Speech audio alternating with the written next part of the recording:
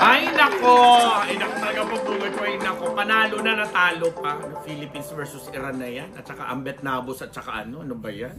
Ay nako, isa rin po sa pinakamainit na pinag-usapan nitong mga nakaraang araw sa showbiz, sa mundo ng showbiz. Hindi ba masyadong malakas? Malakas.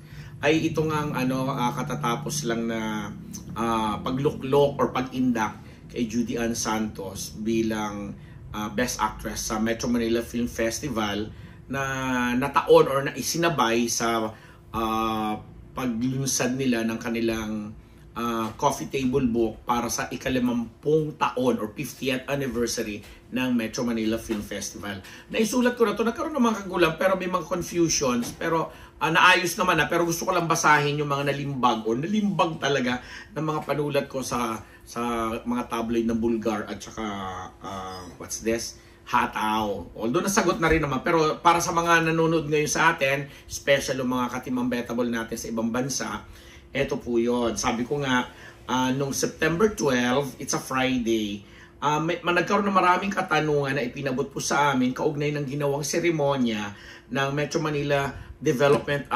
Authority na nag-launch ng kanilang coffee table book in line with its Metro Manila Film Festival's 50th year.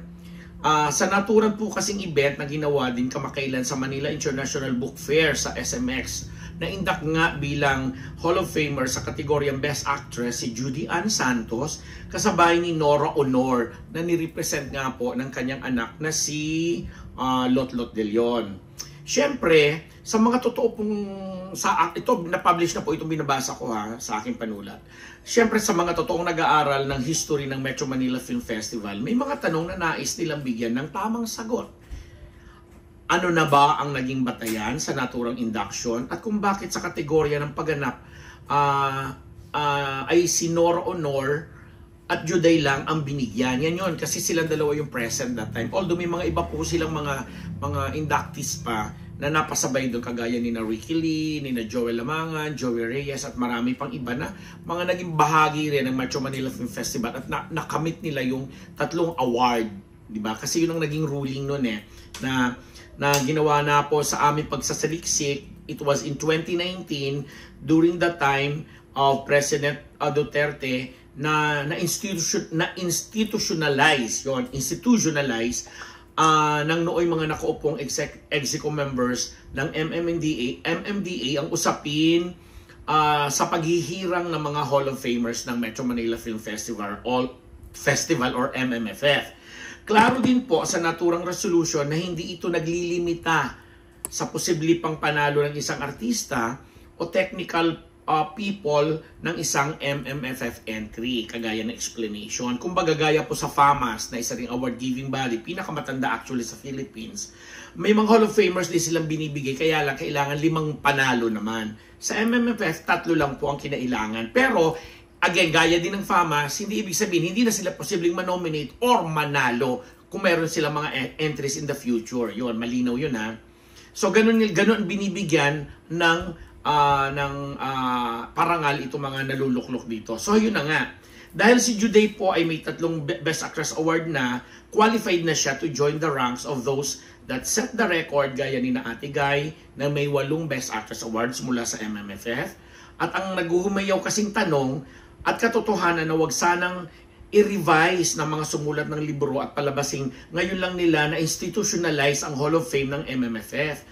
Bakit nga naman sa naturang seremonya ng Golden Anniversary ay tila nakalitan umanong i-recognize ang iba pang nakapag-set ng same record, gaya ni na Christopher De Leon as Best Actor, Cesar Montano na naka-3 na ring award, si Ami Austria, si Maricel Soriano at si Vilma Santos. At iba pa mga nasa kategorya ng direction, supporting actor, actress, screenplay, etc. Ngayon po, sa pakiramdam namin o sa pakiramdam ng mga nagbibigay ng nagtatanong, may something off. Dahil kasi kung ang mga veteranong actors na binanggit namin ay nabigyan na ng Hall of Fame recognition, bakit si Nora Honor ay na dapat binigyan na dati pa ay ngayon lang isinabay kay Juday? Again, nasagot po ito kasi nga parang ngayon lang nagkaroon ng formal induction at ang ayon dito sa spokesperson nilang si Mr. Noel Ferrer na kumpare natin at kaibigan, napadalahan ng imbitasyon sina Christopher, Ami, Maricel, si Ate V. Kaya lang may kanya-kanyang naging dahilan kung bakit hindi sila nakapunta doon. Although maliwanag din sa sinabi ni Noel Ferrer na ang sarap-sarap makita sa stage ang tinaguraang superstar, although yumaon na si Ate Guy, at magkasama ang tinaguraan namang young superstar. Kaya nagkaroon ng confusion, bumalik uli sa alaala ng mga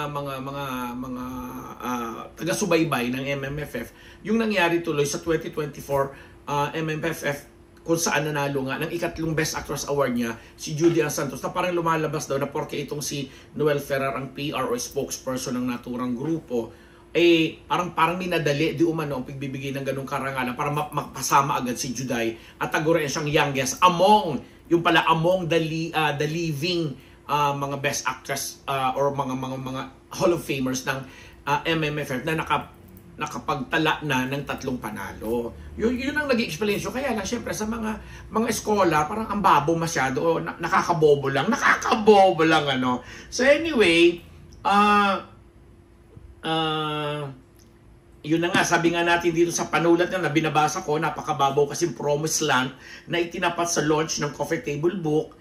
By the way, na hindi pa namin nakikita o nababasa, which is true. Sabi nila, sobrang kapal at I'm sure napakaganda ng artikulo doon ni Judy Ann Santos kasi siyang tinaguri ang Golden Best Actress ng Metro Manila Film Festival. At nagamit pa nga si National Artist Nora Honor para lang sa mga pralala na superstar at young superstar na on one moment and stage kuno. Yun nga yung sinasabi natin. Nakakaloka lang.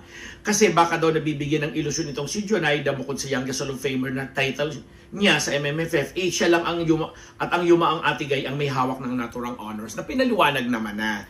Diba? And then, sabi nga natin, ipinaabot natin ito kay MMDA Chair, Attorney Dan Artes at iba pang mga bumubuo ng Execom ng Metro Manila Film Festival. Dahil yearly na lang, halos nagkakaroon lagi ng kontrobersiya at iskandalo ang MMFF na naturan. Kaya nga sinabi natin dito sa panulat ko naman na lumabas naman po sa hataw, sinabi natin dito na kung ang intensyon ng MMDA, MMFF, Execom through its spokesperson, Mr. Noel Ferrer, na i-drumbeat o paingayin ang pagiging youngest Best Actress Hall of Famer ni Judy Ann Santos, pues nagtagumpay po sila or nagtagumpay si Mr.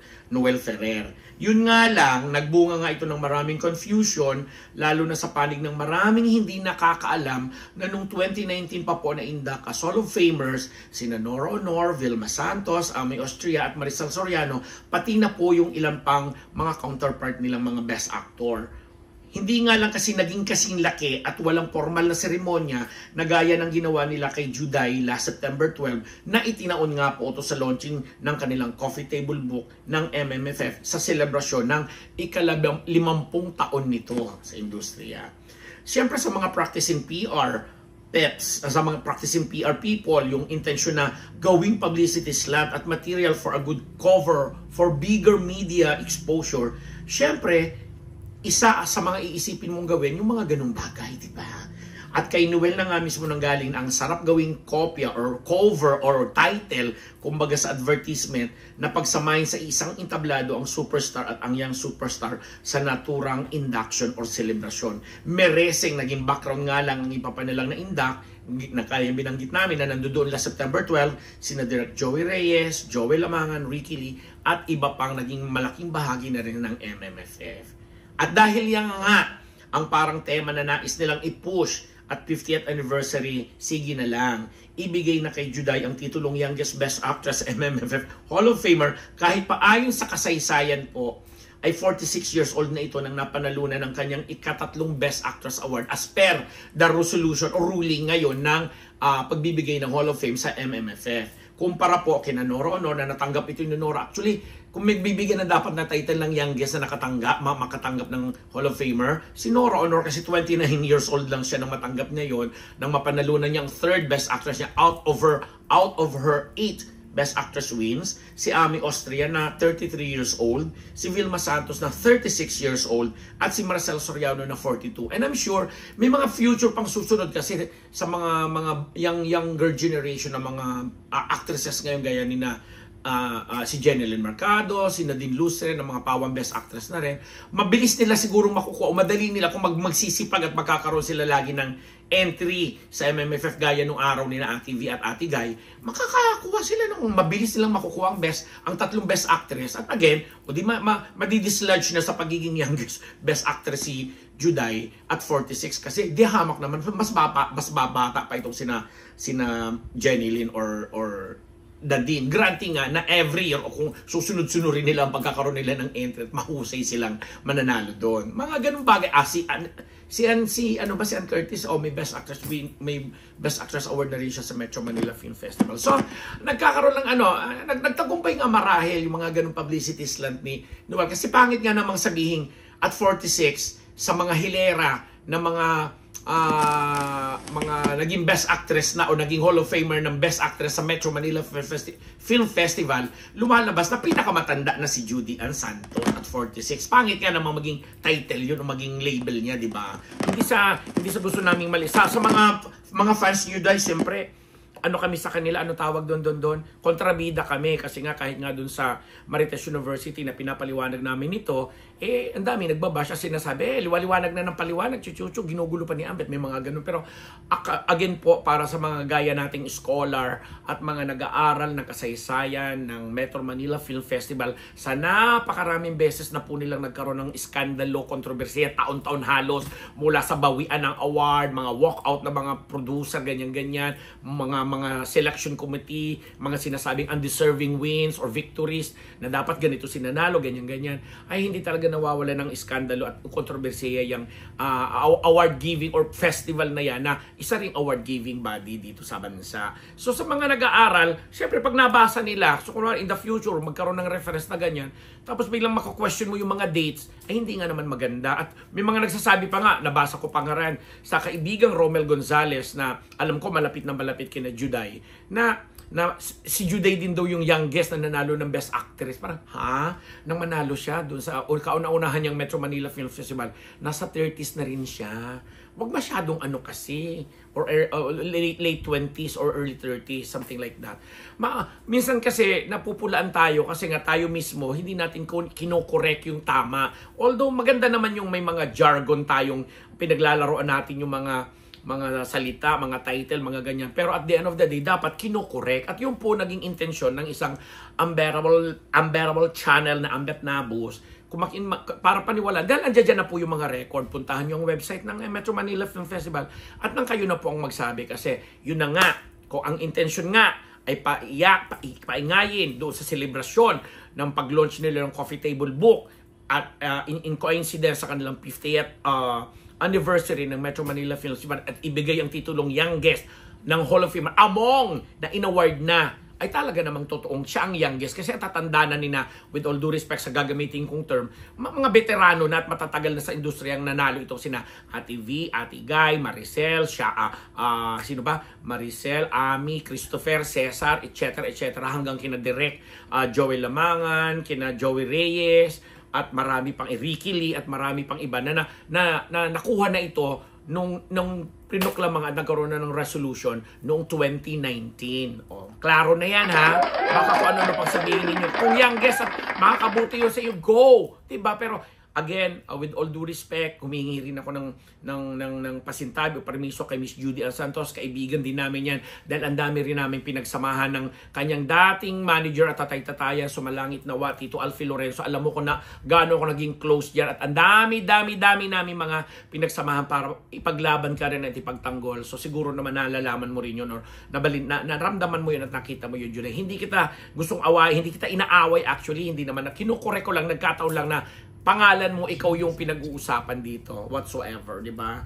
So, pasensya ka, nadadrag natin sa ganitong usapin, sa ganitong mga topic, kasi nga, gusto lang natin i-correct. Dahil sabi mo nga, nung tinanggap mo yung award na yan, ang sarap sa pakiramdam, at may pagmamalaki mo yan, at masasabi mo yan sa mga anak mo, na siguro ngayon, soon, or in the future, ay magiging bahagi rin ng industriya, or magkakaroon ng pagkagusto, na maging ano rin sila, maging part. At sana, sa tamang history lang tayo, di ba? Sa tamang pag-record ng mga kasaysayan. Kasi doon nagsisimula eh. Pag sinimulan na ng mali at hindi na correct, ay hindi na maganda. Pero kung tinitwist lang or what, para paingayin, showbiz lang ang dating pabongga, eh ayusin din naman. Kasi hindi dapat nagagamit ang institusyon kagaya ng Metro Manila Film Festival para lang sa pag-PPR, para lang mapabango ang kung ano man. Di ba, Mr. Wal Ferrer? Kaibigan kita, alam mo yan, pero ayoko makipagplastikan sa'yo. Yun lang at maraming salamat. Ako po ang inyong lingkod, Papa Unbearable and the Numbers, dito lamang sa Unbearable Channel.